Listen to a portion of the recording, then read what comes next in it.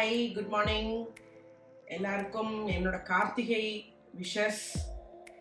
இன்னைக்கு கார்த்திகை ஸ்பெஷல் உங்களுக்கு ஒரு டிஷ் பண்ணி காமிக்கலான்னு. இது வந்து எங்கள் ஆற்றுல கார்த்திகை அன்னைக்கு பண்ணுவா. இதுக்கு பேர் வந்து கார்த்திகை அடை. இது வந்து நம்ம நார்மலாக பண்ணுற அடை கிடையாது. இது ஒரு டிஃப்ரெண்ட்டான ஹெல்தியான அடை. கார்த்திகை அன்னைக்கு மட்டும்தான் எங்காட்ட நான் பண்ணி எத்தனை வருஷமாக சாப்பிட்டுக்கிறது. அது உங்களோட ஷேர் பண்ணிக்கலாமேன்னு தான் நான் இன்றைக்கி அதை டிஷ்ஷாக எடுத்துன்னு வந்திருக்கேன். அதுக்கு என்னெல்லாம் பொருள் தேவைங்கிறத இப்போ நம்ம பார்ப்போம். இதுக்கு வந்து நான் இன்றைக்கி பச்சரிசி எடுத்துகிட்டு இருக்கேன். நார்மலாக நம்ம வந்து புழுங்கரிசி போடுவோம் இல்லையா அடைக்கி. ஆனால் இது வந்து கார்த்திகை நம்ம நெய்வேத்தியம் பண்ணணுங்கிறதுக்காக புழுங்கரிசி எடுத்துக்க மாட்டோம். இன்றைக்கி பச்சரிசி எடுத்துகிட்டு இருக்கேன். 1.5 கப்பு பச்சரிசி எடுத்துகிட்டு இருக்கேன். 1/2 கப்பு வந்து கருப்பு உளுந்து எடுத்துகிட்டு இருக்கேன். இன்னைக்கு ஒரு ஹெல்திக்காக நான் வந்து கொஞ்சம் ஒரு 50 கிராம்ஸ் ஆஃப் ராஜ்மாவும் அதில் சேர்த்துட்டுருக்கேன்.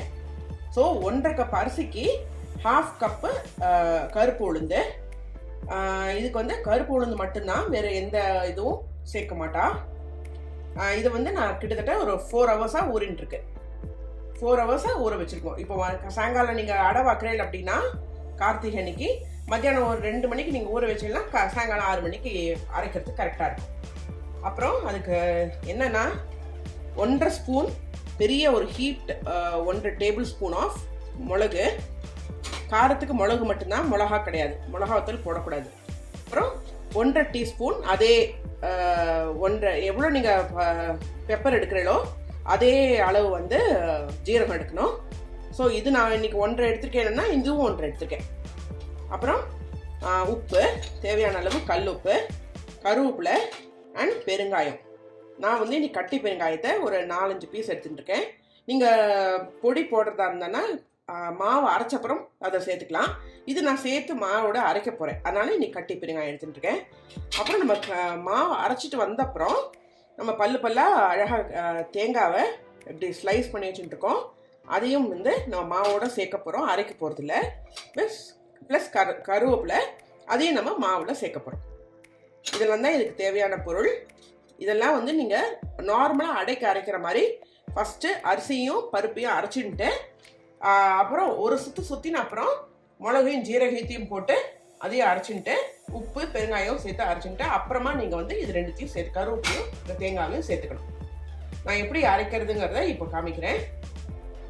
இப்போ பாருங்க, அரிசி நல்லா 2-3 வாட்டி களைஞ்சு ஊற வச்சிருது. ஒரு 4 ஹவர்ஸாக ஊறின அரிசி, 1.5 கப் அரிசி. ஃபஸ்ட்டு அதை நம்ம மிக்சியில் சேர்த்துப்போம். இந்த ஊறுறது தான் ரொம்ப ரொம்ப முக்கியம். இதில் நீங்கள் 4 ஹவர்ஸுங்கிறது மினிமம். நீங்கள் டைம் இருந்தால் நீங்கள் காத்தாலே கூட ஊற வச்சிடலாம், சாயங்காலம் அரைக்கிறதுக்கு கரெக்டாக இருக்கும். இது வந்து நெய்வேத்தியம்னால தான் பச்சரிசி. அப்புறம் 1/2 கப் ஆஃப் கருப்பு உளுந்து, அதையும் இந்த அரிசியோட சேர்த்து குறப்பாக ஒரு சுற்றிக்கோங்க. இப்போ நம்ம உளுந்தும் அரிசியும் சேர்த்து இப்படி குறப்பாக அரைச்சிருக்கோம். இதில் வேறு எதுவுமே நான் இப்போ சேர்க்கலை. இப்போ வந்து இதில் மிளகும் ஜீரகமும் இதில் போட்டுற போகிறேன். மிளகும் ஜீரகமும் இதில் போட்டுடணும். அப்புறம் தேவையான அளவு உப்பு.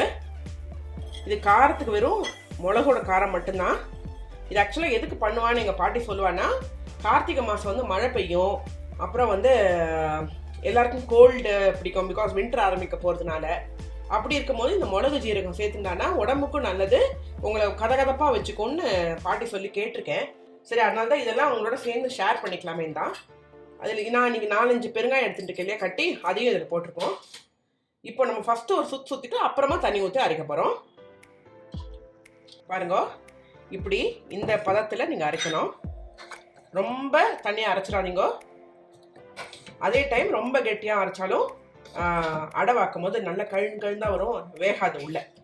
அதனால் இப்படி ஃபஸ்ட்டு ஒரு 2 வாட்டி 3 வாட்டி பல்ஸில் தேங்காய் அரிசியும் உளுந்தையும் அரைச்சிட்டு அது கொஞ்சம் குறப்பாக ஆனப்புறம் மாவு மாதிரி ஆனப்புறம் தண்ணி ஊற்றாமல் அப்புறமா நீங்கள் வந்து பெருங்காயமும் உப்பு மிளகு ஜீரகம் போட்டு அரைச்சிடுங்க.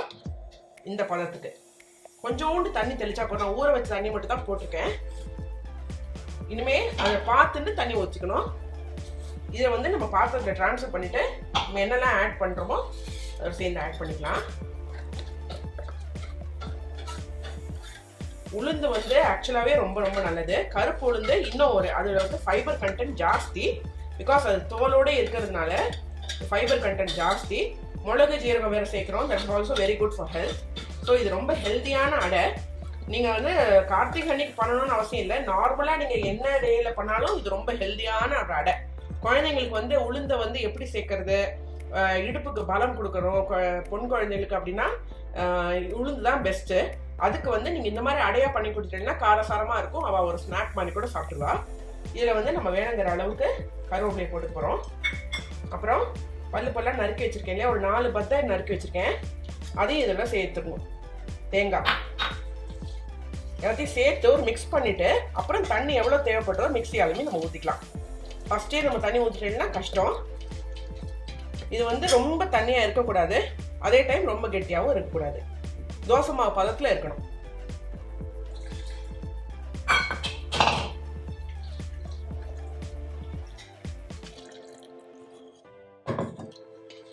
இது வந்து கரெக்டு. இனிமே நம்ம தண்ணி ஊற்ற வேண்டாம். இது கரெக்டான பதம். இதை வந்து என்ன ஒரு பெரிய ஒரு அட்வான்டேஜ் அப்படின்னா, நீங்கள் அடை மாவு அரைச்சி வச்சுட்டு நீங்கள் அதை ரெஸ்டிங் டைமே வேண்டாம், உடனேவே பார்த்துடலாம். இது பச்சை அரிசி இருக்கிறதுனால உங்களுக்கு மொறுமொறுப்பாகவும் வரும், உளுந்து சேர்த்துருக்கனால சாஃப்டாகவும் இருக்கும். பாருங்க, இதுதான் கரெக்ட் பதம்.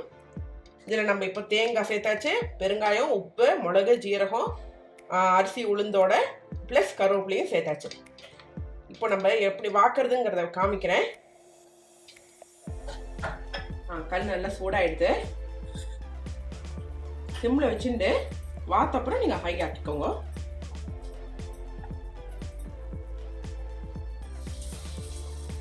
இது வந்து நீங்கள் ரொம்ப தடியாக வாக்க வேண்டாம்.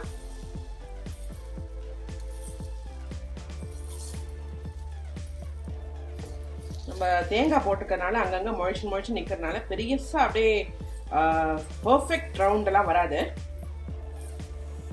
நீங்கள் ரொம்ப தடியாக வாக்க வேண்டாம், ரொம்ப மெலிசாக வாக்க வேண்டாம். இந்த சைஸ் ஓகே. நான் இன்னைக்கு அதை சுற்றியில் ஊற்றுறதுக்கு தேங்காய் எண்ணெய் எடுத்துட்டு இருக்கேன். நீங்கள் வந்து நல்லெண்ணெய் இல்லைன்னா கிரவுண்ட்நட் ஆயில் எது வேணால் ஊற்றிக்கலாம். ரிஃபைண்ட் ஆயில் வேண்டாம். நம்ம ஹையில் வச்சு நல்லா செவந்த அப்புறம் திருப்ப போகிறோம். பாருங்க, சூப்பரா நம்ம சொன்ன பேச்சு கேட்கறது எடுக்க வந்துடுச்சு பாருங்க. இந்த மாதிரி ஆனப்புறம் இன்னும் ஒரு 1/2 ஸ்பூன் எண்ணெயை அந்த சைடு திருப்பி போட்டப்புறம் சுற்றி ஊற்றிக்கலாம். பெரியவா எது பண்ணாலும் அது கரெக்டாக இருக்கும். அவள்லாம் யோசிச்சு தான் பண்ணியிருக்கா. இந்த குளிர்காலம் ஆரம்பிக்கும் போது நம்மளோட உடம்பை கதகதப்பாக வச்சுக்கிறதுக்கு. அப்புறம் உளுந்து வந்து ரொம்ப ரொம்ப நல்லது உடம்புக்குனாலையும். எப்படியா இருந்தாலும் அரிசி நம்ம எடுத்துப்போம், அதான் பேஸ் நம்மளோட இந்தியன் ஃபுட்டில். அப்படி இருக்கும்போது இதை இப்படியா பண்ணி சாப்பிட்டீங்கன்னா ராத்திரி பலகாரத்துக்கு பலகாரமும் ஆச்சு, அதே டைமு உங்களுக்கு டேஸ்டியான ஹெல்த்தியான டிஷ்ஷும் கிடச்சிடுது. இது கார்த்திகை அன்னைக்கு எங்காட்டில் பண்ணுறதுனால தான் உங்களுக்கு இதை பண்ணி காமிக்கலான்னு. இதுக்கு ஆக்சுவலாக பெஸ்ட் காம்பினேஷன் வந்து வெண்ணெய், நல்ல அன்சால்டட் பட்டர் இருக்கு இல்லையா, அதை நீங்கள் மேலே போட்டு, அதுதான் எங்கள் அம்மாலாம் எங்களுக்கு கொடுத்து கார்த்திகை அன்னைக்கு பழக்கம். சரி, அதனால தான் இன்னைக்கு உங்களுக்கு பண்ணி காமிச்சிட்டேன். ஹெல்த்தியான கார்த்திகை அடை ரெடி. இதை நம்ம பிளேட்டிங் பண்ணிடலாம். ரெடி ஆகிடுது. பாருங்க, சூப்பராக வெந்துடுது. சீக்கிரமும் வெந்துடும். நம்ம அடை மாதிரி லேட் ஆகாது. அதே டைமு ரொம்ப மொறுமொறுன்னு எடுக்காதீங்க, ஏன்னா பச்சரிசினால அப்புறம் ரொம்ப சாப்பிட முடியாது, தொண்டையில் குத்துற மாதிரி ஆகிடும். அதனால் இது உங்களுக்கு கரெக்ட். இப்படி கரண்டி உள்ளே விட்டேன்னா சாஃப்டாகவும் இருக்கணும், அதே டைமு வெந்திருக்கணும். அதுதான் பார்த்தீங்களா, சூப்பரான கார்த்திகை அடை ரெடி ஆகிடுது. ஹெல்தி கார்த்திகை அடை வித் பட்டர். நான் இன்னைக்கு அன்சால்டட் பட்டர் எடுத்துட்டு இருக்கேன். ஏன்னா அடையில கூட உப்பு காரம்லாம் இருக்கும் இல்லையா, அதனால் அதுவும் சேர்ந்துட்டேன்னா ரொம்ப உப்பு ஜாஸ்தியான மாதிரி இருக்கும். ஆனால் இன்னைக்கு நான் அன்சால்டட் பட்டர் எடுத்துட்டு இருக்கேன். நீங்கள் வந்து இந்த காம்பினேஷன் தான் நான் சாப்பிட்டு பழக்கம், அதனால உங்களுக்கு காமிச்சிருக்கேன். சில பேருக்கு வந்து வெல்லம், சர்க்கரை அதெல்லாம் பிடிக்கும்னா அது கூட நீங்கள் சாப்பிடலாம். இது ஆக்சுவலாக ஒன்றுமே தேவைப்படாது, பிகாஸ் இதுலேயே உங்களுக்கு எல்லாமே இருக்கிறதுனால ஹெல்த்தியாகவே சாப்பிடுங்க. ஹெல்தி கார்த்திகை அடை ரெடி ஆகிடுது. உங்கள் எல்லாருக்கும் என்னோட கார்த்திகை தீபம் விஷஸ்.